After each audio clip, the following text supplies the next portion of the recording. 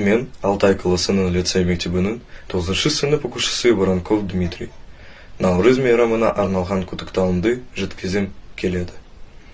Қазағым наурызын құтты болсын, көтерген шынарығым биік болсын, тілектері ұлтымның қабыл болып, жақсылығын бір ала иіп тұрсын. Наурыз тойы ақ бастанын бастауы, береке мен бірліктің жалғаусы. Жеті түрлі қасиеті діменен, байтақ елдің бір толады астауы. Наурыз келіп көктем сазып біленер, ойнап күлген жас балалар жүгерер. Жана жылы қазақ деген ұлы елдің, наурыз ай шаттықпенен нұр берер.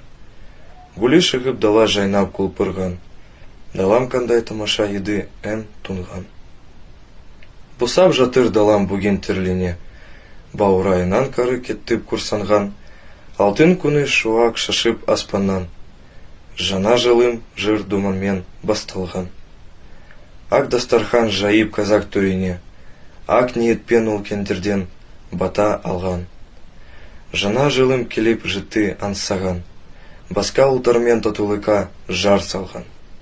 Дәстүрімен мақтанамын елімнің, мен қазақ деп дүниеге жар салам. Қазағымның жана жылы келгенде, елім менің қуанышта жүргенде. Мендегі өлең тауы сойындай тасиды, қазағымның шаттық жүзін көргенде. Наурыз ел келді ал тойылдар, жарандар, келген мына мерекеге қарандар. Шашу шашып ақ жаулықты ежелер, тойда бүгін ойнап күліп тарандар.